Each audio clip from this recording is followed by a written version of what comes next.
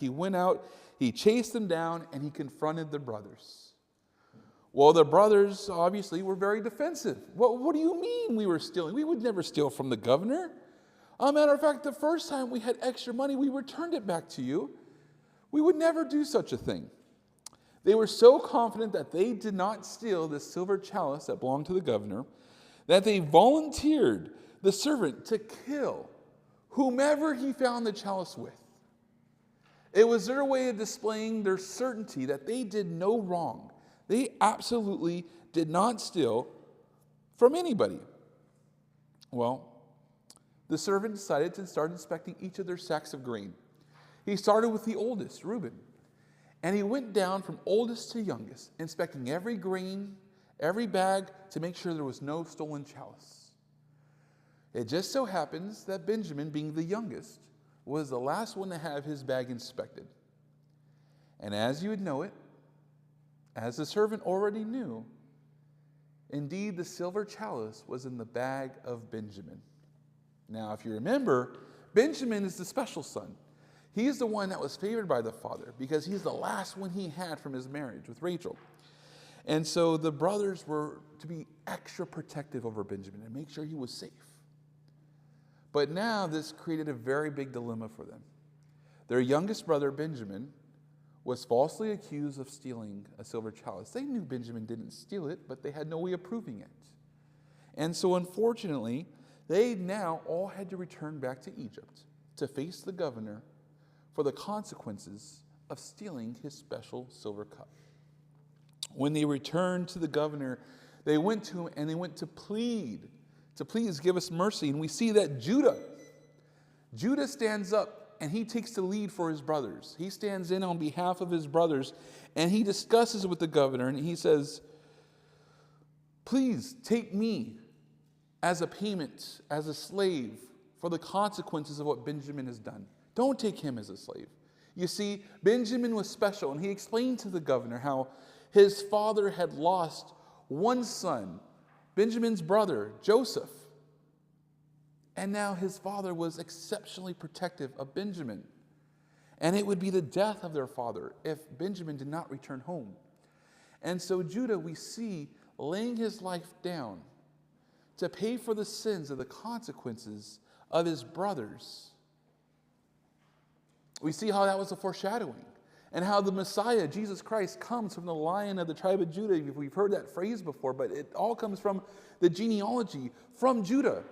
From that gene pool, from that family, we'll see the lineage feeds all the way back to Jesus. And at this point in time, we find that Judah is now laying his life down as a means of paying the penalty for the sins of others. After seeing the compassion in Judah's heart, and after Judah cried out to the governor, begging him for mercy for Benjamin, the governor did something interesting. He looked at the rest of the Egyptians and told them, leave the room. The Hebrew boys, men, they stay. So the Egyptian servants of the governor left the room, and now the governor was there alone with these Hebrew men, 11 of them. And once they leave, the Egyptians, he breaks down and he reveals himself as Joseph, their long-lost brother, the brother in which most of them sold into slavery, that they rejected, they ridiculed.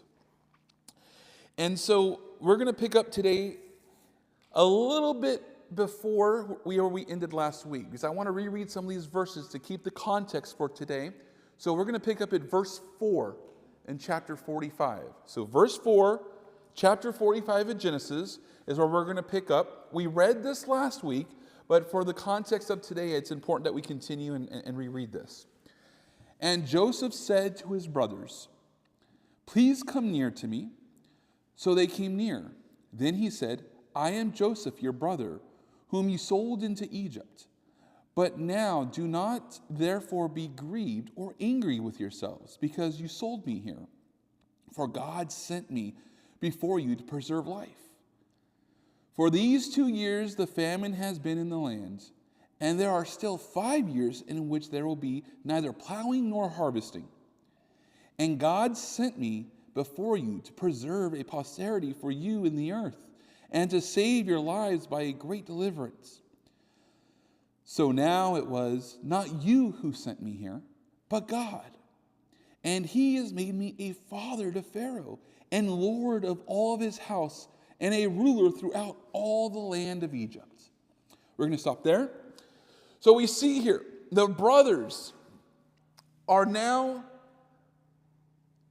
told by the governor that he is Joseph. The governor is now being revealed as the brother that they all treated pretty badly. Now you see, Benjamin is the exception here. Benjamin wasn't really involved in the shenanigans that took place against Joseph. He was not in the picture when this was going on. But the rest of them, the other 10, were as guilty as they. They treated their brother horribly. They absolutely ridiculed him. They made fun of him. They beat him up. They'd avoid him. They would play a game Alex called Ditch the Dork. They would try to avoid, and they all leave and leave Joseph at home so they didn't have to be with him. They really didn't like Joseph. And so they plotted amongst themselves first to kill him, and then they decided, hey, there's no money in killing him. Let's sell him into slavery and get the money. And just tell Dad some animals ate him. These are the brothers who are standing there in front of Joseph as Joseph says, hey, it's me, Joseph. And essentially their jaws are on the floor. They are in absolute shock that this is Joseph. Joseph had every right to be angry with them. Joseph had every humanly justified right to be vengeful, to be spiteful. He had every right to look at these guys and say, hey, the 10 of you, I remember what you did to me. Guess what? Now you're going to be my slaves. He could have done that. It would have been justified by the Egyptians. They would have seen that as, hey, good job, you enslaved some Hebrews. Way to go. But he wasn't like that. A matter of fact, quite the opposite. He embraced them. He showed compassion. He showed love toward them. He's telling them, don't feel guilty for what you did. Don't feel bad. God was at work the whole time. A matter of fact, it was God who worked it all out so that this day can come, that during a famine, many lives could be saved. Now, I want you to see this picture in your mind, because this is going to be a foreshadowing of something that's still yet to come in our lives. You see, Joseph, being the governor, a very powerful man, reveals himself as their brother. And the 10 brothers who ridiculed him, who persecuted him, are now in disbelief and in shock that the brother that they picked on, the brother they enslaved, the brother that they tried to kill, was indeed the one who had helped them all along. You see, like the life of Joseph, there's many parallels between Joseph and Jesus. And this is one of the best parallels we're going to see. Like Joseph, Jesus was rejected. He was ridiculed. He was beat by his own people. Like Joseph, Jesus was turned over to the Gentiles, to the non-Hebrews, to be punished and to eventually be crucified. Like Joseph, there will come a day when those who rejected him had to stand before him and give an account. Like Joseph, Jesus will be revealed to the very people who persecuted him, who rejected him, who refused him as their Messiah.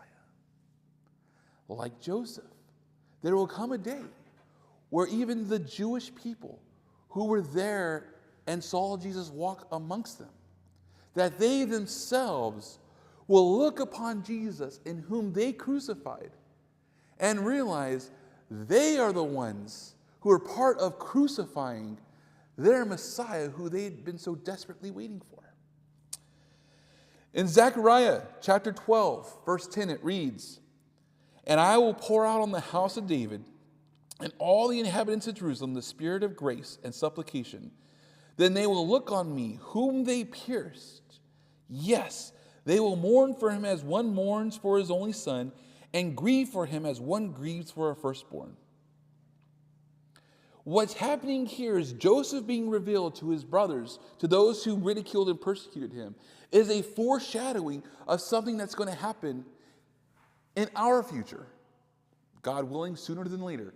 But nonetheless, it comes to a point where Jesus will stand before those who rejected him, crucified him, and ridiculed him. And he will be revealed to every knee, to every tongue, as the Messiah, as the Son of God, as the Savior of all mankind. And the same shock that is on the brothers of Joseph will be the same shock that will fall on those whom see Christ and realize they messed up. The only difference is here we see Joseph gives his brothers another chance, another opportunity. Scripture tells us that when that day comes with Jesus, the time is done. The decisions have been made. And it is those whom are born again that will inherit eternal life. And it is those whom have rejected the gospel, who have rejected Jesus Christ as Lord and Savior of their life, that will have to face the consequences of their own sin. But I want you to see the foreshadowing here. The expression, the mix of emotions that the brothers are experiencing is just a minute picture, a small microism of what's going to happen on a grander scale one day when every knee shall bow and every tongue confess that Jesus Christ is Lord. You see, we're in Genesis. We're in the book of beginnings, the book that talks about how everything was created. And yet we've seen from chapter 1 continuing foreshadowing and preparation of what is yet to come in the end of times. This is what we mean when we say that the scriptures are alive. When we look at the Bible, it's easy to see it as something that is old. It was written thousands of years ago. It's not applicable to us. What good is it to us? And yet we are looking at a book that's over 4,000 to 5,000 years old when it was written, referencing times that happened 1,000 years before it was written. And yet we see infinite truth and application that was alive and true to them then, that is equally alive and true to us today. This is why when someone says the Bible is the living Word of God, this is what they mean. They don't mean it has a heartbeat and it breathes. It's not human. What it's saying is the Word of God is applicable to us. It doesn't matter when it was written. It doesn't matter how old it was, how many people God used to author it. It is alive. It is true. Yesterday, today, and forever. The infinite truths that we see here are truths that will never expire, are truths that will never end, and that are truths that will be truth tomorrow and for eternal future. Verse 9, let's continue on. This is Joseph speaking to his brothers. "Hurry up and go to my father and say to him, 'Thus says your son Joseph, God has made me Lord of all Egypt. Come down to me and do not tarry. You shall dwell in the land of Goshen, and you shall be near to me, you and your children and your children's children, your flocks, your herds, and all that you have. There I will provide for you, lest you and your household and all that you have come to poverty. For there are still 5 years of famine, And behold, your eyes and the eyes of my brother Benjamin see that it is my mouth that speaks to you. So you shall tell my father of all my glory in Egypt, and of all that you've seen, and you shall hurry and bring my father down here." Then he fell on his brother Benjamin's neck and wept, and Benjamin wept on his neck. Moreover, he kissed all of his brothers and wept over them. And after that, his brothers talked to him. I find it interesting here. If we've seen just previously in verse 4, Joseph has to tell his brothers, "Come here, guys, come here, come near." It was likely that his brothers were probably backing up against the wall because they're like, "Oh man, we're going to get in some major trouble right now." They were likely afraid the governor was going to be vengeful for them for the stealing of the silver chalice. But no, what we see here is a Joseph who loves his brothers, who embraces them, and who weeps on their neck. So Joseph, talking to his he urges them, "Hurry and go get Dad. Tell him that God has made me Lord of Egypt. Come, do not delay. Don't take your time." This is fascinating here. I want to point something out. You see, Joseph did not say, "Go tell Dad that I'm the Lord of Egypt." He says, "Go and tell Dad, God has made me Lord over Egypt." You see, there's power in words here. And in words, we see the revelation of Joseph's heart. Joseph could have taken all the credit for himself. These were his brothers he was likely competitive with, trying to show himself out if he wanted to. He could have tried to have been bragging about all he's accomplished and how they've accomplished nothing. But no, Joseph does not forget that it was God who put him where he was. Joseph, not once does he take credit as his own accomplishment. Joseph does not take this opportunity to brag about, "Look how much I have done. Look how much I have accomplished." He says, "No, tell Dad, God has put me here."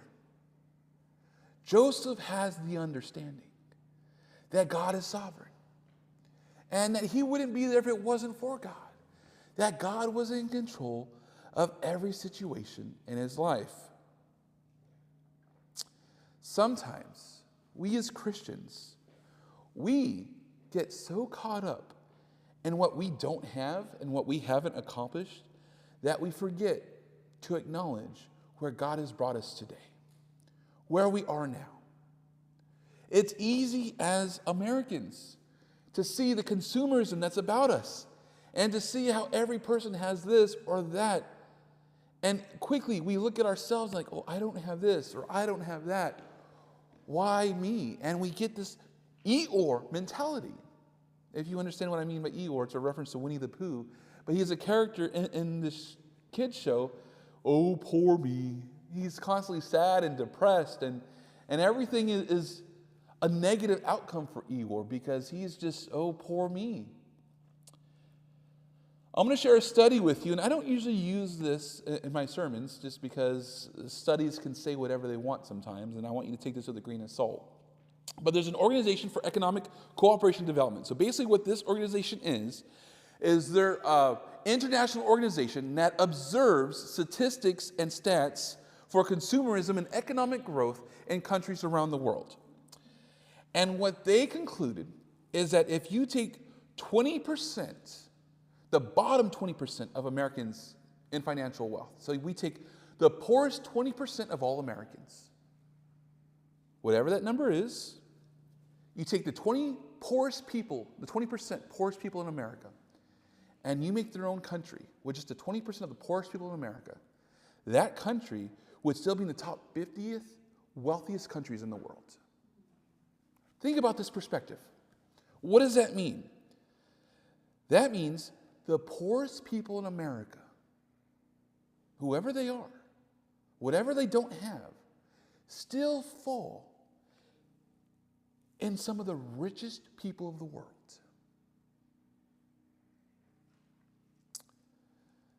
Now, I'm not trying to make this a political statement, but what it's saying here is that where you are, us being blessed to be here in America, we have such a privilege that even the poorest of the Americans, and Anna is far, far from the poorest parts of America. I've been blessed with the opportunity to be able to serve in some areas where I walk in and I'm going, oh my goodness, how do people live like this? Some of you guys know my story, but when I lived in Broken Bow, Oklahoma, during high school, I had two friends. One friend, I won't say his name because he's probably watching, you know who you are, had a trailer and had like no electricity. And we would go out into the boonies to his trailer where he lived with his dad and his two brothers, and it was just them boys. They lived in a trailer with no power. Their water had to get pumped from a plastic bin that was outside into the house through a garden hose. I remember we used to hit the pictures on the wall and roaches would fall out and we would laugh about it. We wouldn't eat at his house because inside the bread there'd be roaches. And it sounds disgusting, right? I mean, we were 14, 15 years old. To us, it was kind of funny, but even we laugh about it now, so I'm not embarrassing him. But the point is that there's some poor people out there in the United States. There's still areas where they don't have running water. They choose to live in those areas because that's what they can afford. That's what they have. But even those folks are still blessed to be in an area and in a country that if they wanted to, they could go to a pantry and find free food. If they wanted to, they can go to a public restroom and turn on the faucet and see running water. These are still luxuries that a lot of the undeveloped world do not have. These are blessings that we have as Americans that we take for granted. And yet we sit at home and we look about how horrible and poor we are, but we have a TV. Most of us have a cell phone in our pocket. Most of us, you can hit a switch in your house and the light turns on. You go to the faucet and turn on, water's going to pour out. That's luxury for a lot of the other people around the world. Many people are in areas where they go to sleep. They don't know if a predator is going to come into their camp at night and maul one of them during their sleep. So my point here is this. God has blessed us. And we as Christians sometimes still fall in that Eeyore mentality. Sometimes we find ourselves so sad and bummed out how difficult things are, how we don't have this or we don't have that. The reality is, if we're Christians and we're in America, we're blessed beyond any comprehension of what most people don't have. You see, there's a saying that basically applies to the idea of having an attitude of gratitude, and that is too blessed to be depressed. And the idea there is quit focusing on what you don't have. Quit focusing on what everyone else is doing, what everyone else has accomplished, and comparing it to yourself. And change your mindset and recognize what you do have God's given you. God's blessed you. God's put you where you are. Be thankful for it. Have an attitude of gratitude. It could be a lot worse. It's sad. I mean, I've seen youth groups where the kids go on a mission trip to a third world country. And when they're there, they're in shock by what they're observing. And they just can't fathom, what, you can't drink the water? That's a foreign concept. And they experience the opportunity to serve a group of people that are less fortunate than them. And they come back with this such gratitude of how blessed they are. But within months later, they're again depressed and sad because they don't have the newest next best thing. Their iPad battery dies too quickly. And so they're bummed out and depressed because they need a new iPad. You see, living in America, we find ourselves consumed with consumerism. We find ourselves overwhelmed, bombarded by advertisements galore of the next biggest, brightest thing, the next best thing. And we think if we just acquire that, I'll feel happier about myself. I'll be less depressed. I'll be less stressed. And the reality is that until you can become content with what you have, until you can find yourself content in the Christ Lord himself, you will never find contempt. You'll never find joy. You'll never find the satisfaction you earnestly desire in worldly things. They will never be enough, and they will never satisfy that constant desire for something better. Verse 10. He goes on and tells them, bring Dad, and when you come, you can dwell in the land of Goshen. Goshen, however you want to pronounce it. This is interesting, and this is a bold statement for Joseph. Why? Because what he's now doing, he's basically saying, look, when you guys come down, we're going to give you some free real estate. And let me tell you a little bit about this real estate. This is a special piece of real estate in Egypt. Why? One, it was the most further eastern part of the country of Egypt. It was in the far northeast corner, bordering modern-day Saudi Arabia, and a short distance to modern-day Israel, and what would have been Canaan at this time. It's the closest part of Egypt to Canaan, where the family was coming from. It had its own coastline. It had the Nile River, which flowed through it. It was fertile ground that had rich, rich soil.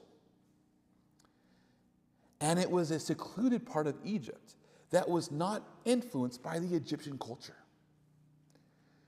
So it was almost as if God had orchestrated this whole thing and designated this perfect little area for the Hebrew people to go to during this famine so that they would be preserved. Almost kind of like that story we read earlier in the book of Genesis, where God called Noah to build a boat, and he was able to preserve his people in a boat during a mass destruction of the world. Likewise, God orchestrated this piece of land that would be ideal for the Hebrew people to come into during this famine that still had 5 years to go.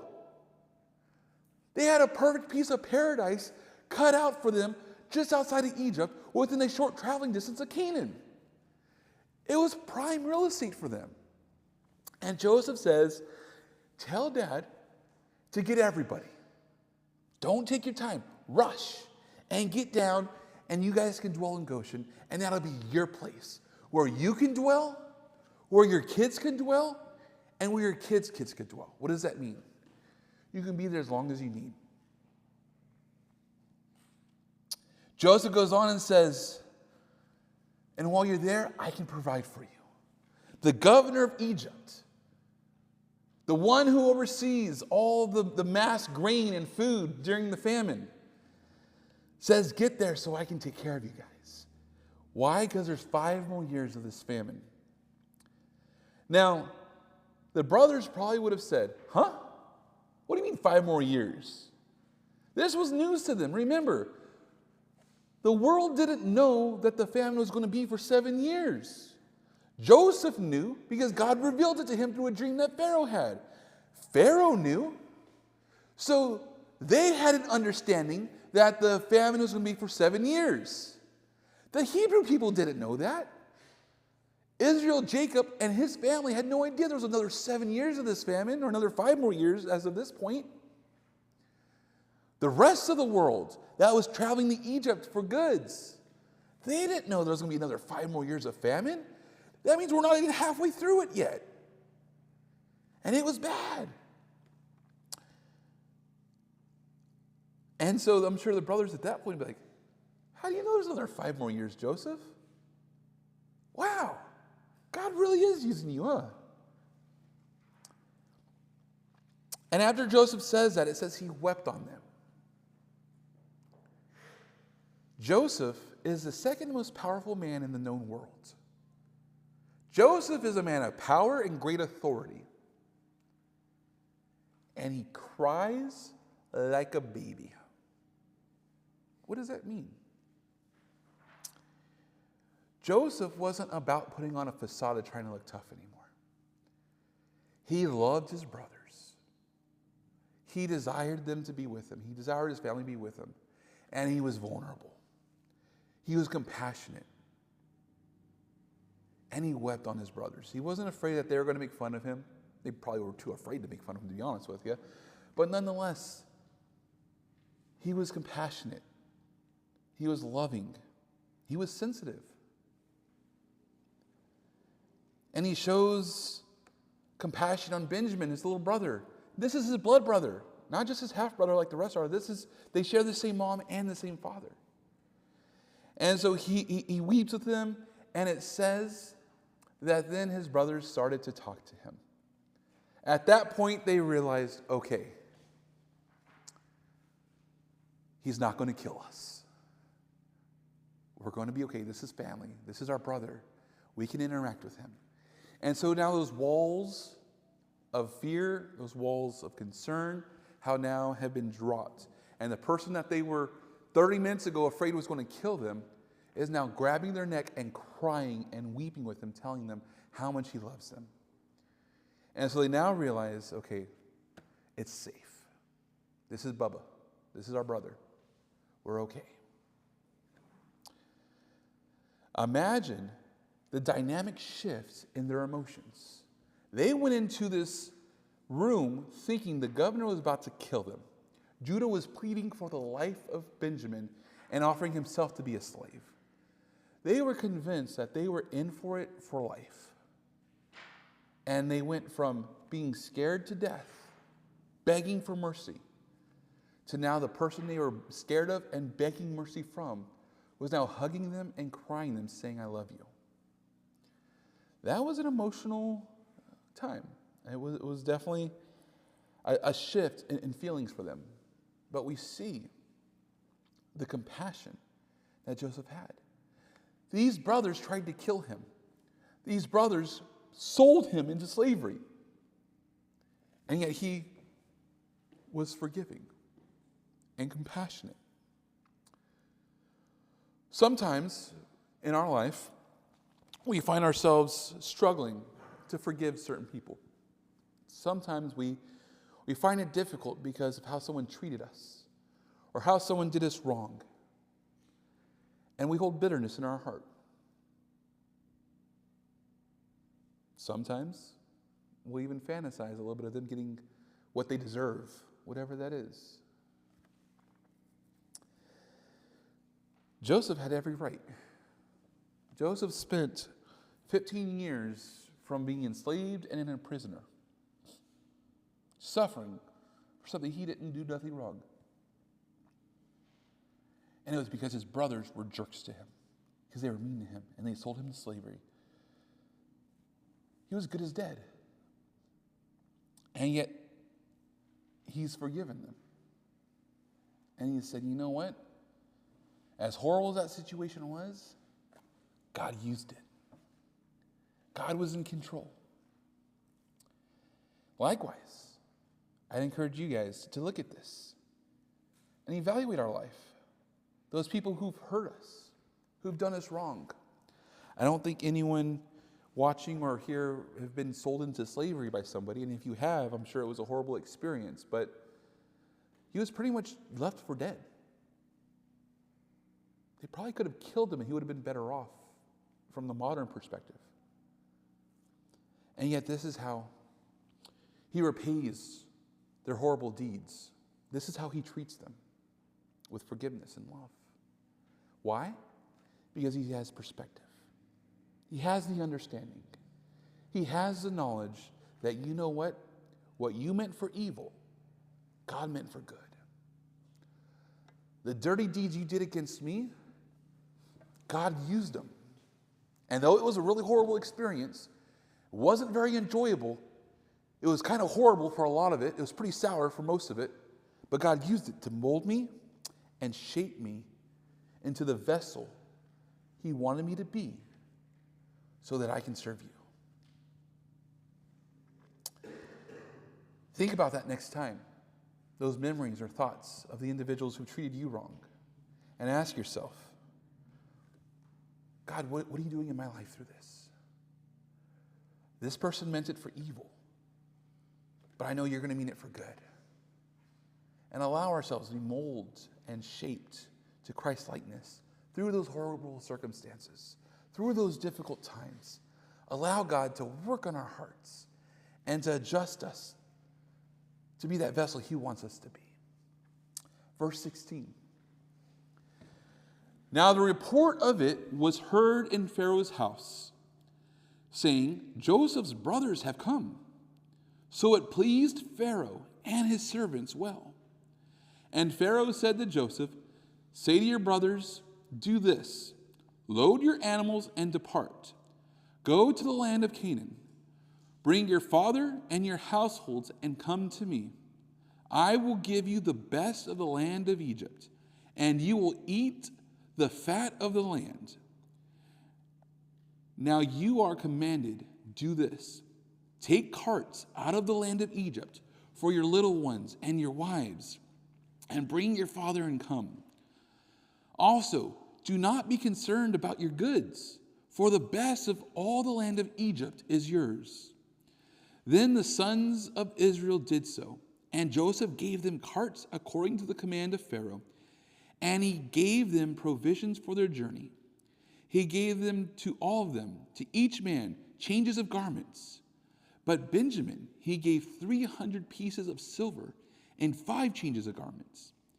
And he sent to his father these things: 10 donkeys loaded with the good things of Egypt, 10 female donkeys loaded with grain, bread and food for his father for the journey.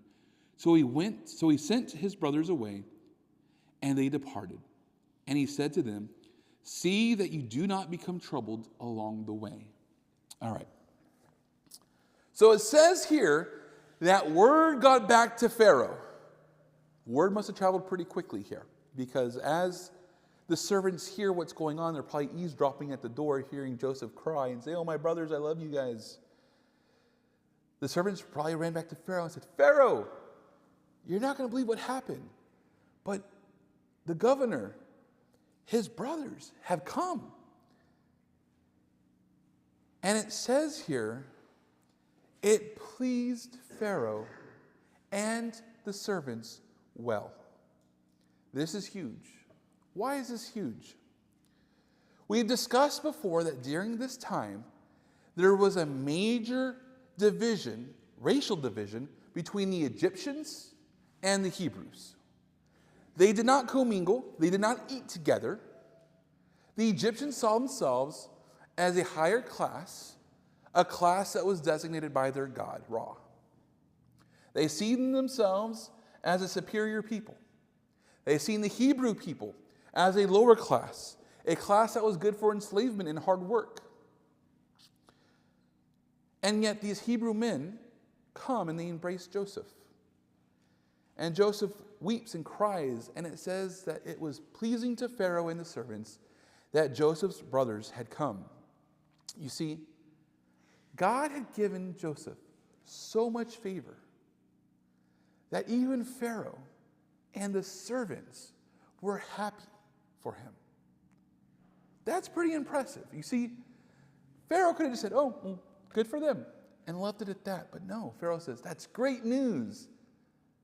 Let's go above and beyond and make sure we help them. Let's go above and beyond and give these Hebrew people the VIP treatment. What he does, he tells Joseph, hey, go tell your brothers this. And what this is he says, go and get carts of Egypt and take them with you for the women and children so they don't have to walk this long way. Let them ride in luxury back to Egypt. It's like sending limousines out to go get your people. Just take out the carts. 20 donkeys loaded with food and grain and supplies so that they wouldn't go hungry on the journey there or on the way back. They can now have feast every night on their way there and back. They wouldn't go hungry. And they're in the middle of a famine. There was surplus on surplus here. Pharaoh saw to it that they were loaded up. And this caravan was a caravan of luxury surplus. Roll the red carpet out for these Hebrew people. Bring them here. They're relatives of Joseph. We're going to treat them like VIPs. You see, this had to have been God. Because we'll read at some point in the future another book called Exodus. And we will see that some of the pharaohs after this, they didn't think so highly of the Hebrew people. They didn't treat the Hebrew people so well. A matter of fact, we'll eventually read of Moses and how he begged Pharaoh to let the Hebrew people go out of slavery. And he refuses, to the point in which God has to bring plagues on plagues, even to the death of firstborn sons, before the Pharaoh is willing to let the Hebrew people go. You see, this Pharaoh, the Pharaoh that Joseph served under, saw God's favor, and because of God, treated Joseph and the Hebrew people completely differently than any other pharaohs. They are treated like royalty under this Pharaoh. God worked out the worst case scenario for Joseph and made it an awesome blessing, not only for Joseph, but for all of Joseph's people. All of the Hebrew people, all of God's chosen people would eventually see the blessing of God's favor on Joseph. So he tells them, load up the animals, load up the Egyptian carts, and send them out so that your family wouldn't have to walk that journey. Tell your family, bring all that they have, but don't worry about their goods. They now have the surplus of Egypt. Tell them, don't worry about the stuff at home. They can leave all their stuff there if they want. Just come and get here to Egypt. Don't worry about the small things. You have everything you need and then some here waiting for you in Egypt. He says that they will live off the fat of the land. What does that mean? That means they will get the best of the best. You'll get the prime ribs instead of the T-bone. You'll get the Kobe beef instead of the sirloin of the Angus. He's telling them, you guys are going to get the best of the best. Don't worry about it. Just come. So Joseph loads up his brothers, gets all the donkeys loaded. He gives all of his brothers some extra clothing to change and to wear, likely very expensive garments. And little Benji, what does he do to his little brother? He gives him a lump sum of money, gives him a huge payload of silver, and gives him way more clothes, 5 times as much clothes as he does the other brothers. He loads his little brother Benji up. This is his pride and joy. This is his mom's son. So he blesses this young boy. And so now the brothers thought they were blessed initially when they were headed out, but now they're returning home to Canaan in a caravan of donkeys and carts, and they were traveling like a VIP crew from Egypt back to Canaan. They had more than enough food for them, for their donkeys, and for all their people. God had set it up and lined it up for them perfectly. And so they head out of Egypt.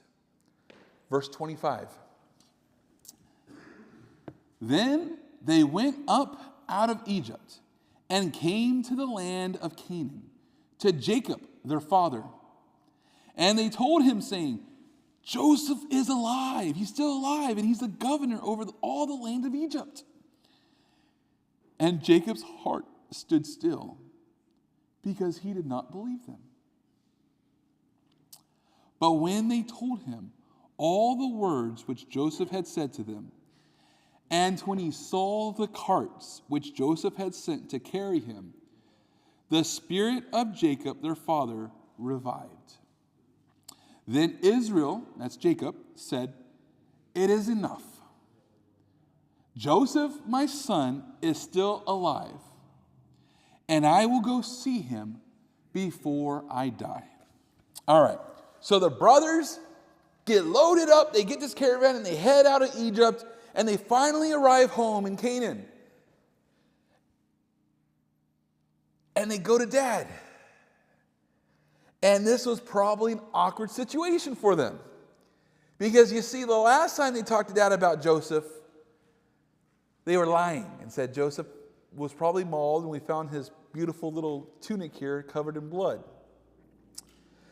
But this time they come and they tell Dad, Joseph is alive. And you see, that would have been good enough. Joseph is alive. Joseph could have been a slave in Egypt, and Jacob would have still been happy and thankful that Joseph was alive. But no, not only is he alive, Dad, but he's the governor. He's overseer of all the land of Egypt. He's the second most powerful man in the known world. And it says Jacob's heart stood still, and he didn't believe them. This is the heart of a man for about 20 years had accepted a fact that Joseph, his favorite son, was dead. This was a man who had experienced immense pain, immense loss, immense suffering, a man who grieved over the loss of his son that could not be consoled. This was a man who had some scars. This is a man who knew what emotional pain was. This is a man who was alive today, probably would have been diagnosed with depression. This was a man who had suffered some emotional trauma. And when his sons come and say, Joseph's alive, he doesn't receive it. He doesn't believe it. This is someone who had been hurt. This is someone who didn't want to be vulnerable to the risk of it not being true. I've been there. I understand what it means to be afraid to receive good news because you don't want to be faced with the depression or the fear that actually you're wrong. Sometimes people who have experienced this type of trauma have a hard time believing good news. It's hard to accept good news because you're so used to being disappointed. You're so used to hearing the bad that you're afraid even the good news isn't going to be good. It's not going to be accurate. It's going to be false. It's false hope. And then they go on and they describe the words that Joseph told them. They tell him everything that Joseph had said. And then he goes and he looks and he sees the caravans and the carts and the donkeys. This VIP caravan of Egyptian riches that his sons came back with. You see, the brothers could have gone home and kept their mouths shut and not told Dad anything about Joseph, just like they did the first time. The first time they went home and lied about Joseph. Joseph's dead. Sorry, no more Joseph. The second time they could have came home and said, Dad, we went and look at all the stuff we bought with the money. We're special, aren't we, Dad? We're good. And they could again hurt their father. But they didn't. They shared the good news. They shared the good news. And that good news was that Joseph, in this case, their Savior, was alive and well. And he was very powerful. You guys see where this parallel is going?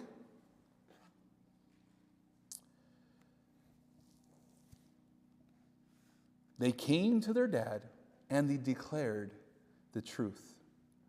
They declared to him that Joseph was alive. They had been to Egypt. They experienced their brother Joseph. They seen him. And now they're coming back to testify of the goodness of Joseph. As believers, this also should be a picture of our lives. The world would not know of Jesus unless it was preached, unless it was proclaimed. The world will not know the saving grace and knowledge of Jesus Christ unless it is proclaimed by those whom believe in him. Like Jacob, the world is very similar. When they first hear the good news, when they first hear that really awesome information, they don't believe. They have doubt. They reject it. There's quite a few times I had the privilege to preach on the streets in Santa Monica, California. If you know anything about Santa Monica, it's not the most godly place. There's a lot of crazy individuals out there. I had the privilege of being cussed at, having glass bottles thrown at me. I had a guy try to hit me. When we preach the gospel and we share, very rarely does someone receive it with a positive, "That's great, okay, I believe, now what?" If someone did respond to me preaching the gospel that way, I would probably think I was being punked. I'd probably be like, "What's going on here?" This isn't how it normally goes. Usually they're very hostile, or they reject it, or they mock it. You see, like Jacob, sometimes when the world hears the good news of Jesus, their heart stops. And then deep inside, they realize there's something there. But they don't buy it at first. They don't necessarily secure it. They don't necessarily embrace it. And most of the times, I've heard this this response many times. What's the evidence? What's the proof? How do I know what you're saying is true? And like the world, Jacob didn't buy the story until he went outside and he saw the evidence. He saw the proof that his sons were indeed with Joseph. That they indeed had some kind of experience. And they were now different. They now had some sort of experience that was noteworthy. And Jacob now is able to observe a change. Was able to observe physical evidence that they indeed were in the presence of a very powerful man. And that this powerful man clearly loved them enough to send them with the VIP treatment. To send gifts. And to drown them in love. As Christians, this is going to sound funny, but as Christians, I don't think any of us in here have a caravan of 20 donkeys to show proof that Jesus is real. I don't think any of us in here have donkeys filled with grains of wheat prepared to show the non-believer that Jesus is real. See, look at my donkeys. And odds are that probably wouldn't be very convincing anyways. However, we do have something. I got to serve my time in a ministry in Southern California known as the Christian Businessman Committee. And in my time there, every week we would meet. We would have a different speaker. And that speaker would come, and we'd ask them to do one thing, and that was to share your testimony. And we had a few people ask, well, how do I share my testimony? What does that mean? And we would explain to them, share who you were before you met Christ. When did you encounter him? What happened to you? And where are you now? That's your testimony. That's your story. That's your proof. Likewise, as Christians, us, when we encounter the person who has doubt, who has disbelief, who has rejection of this gospel, our caravan, our proof, we have a great example, and that's our own life. Sharing with others what we were before we encountered him, how we encountered him, what it meant to us, and what's happened to us since. The changed life of a believer, the experiential proof of an individual who is changed from encountering Christ, is a story, is an example that we can share with others who know what it is to have that lack of hope, to know what it is to be uncertain. Let us not live a life ashamed to bring good news. The brothers did their job. They were commissioned to go tell Dad. Likewise, we have been commissioned by Christ to go and tell others, to share the good news. What have you seen? What have you heard? What have you tasted? Let us live a life worthy of the example to provide to others. What does that mean? Allow our life to be a light. Live a life worthy of telling others about. If you tell people, hey, guess what? I'm a Christian. I've been born again. I've experienced Christ. You want to go rob a bank tomorrow? You see, if our life doesn't reflect the fruits of the Spirit, if our life doesn't reflect the change that takes place when we surrender to the Most High God, when our life has not been impacted, when our life is still the same as it was before we heard the gospel, then you may not be born again. I know that's a harsh statement to make, but it's something that every Christian should evaluate. If God hasn't changed your life, if trusting in the gospel and surrendering to the Lord Christ has not impacted you in any way, shape, or form, if you have not changed your wicked ways, if you still live the same sinful life as you did before, then there's something wrong.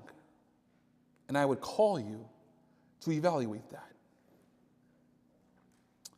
Likewise, if the opposite is true, and you have experienced a change, and you have seen God do something in your life that you cannot explain, but you indeed know it's true, that is something for us to share. That is something for us to tell others. That is something for us to give a hope to the other person who does not have that hope. In verse 28, Jacob says, "It is enough." And he believed, and his spirit was revived. You see, in previous chapters, when we see Jacob or Israel, this guy is depressed. The past few chapters looking at Jacob in his life,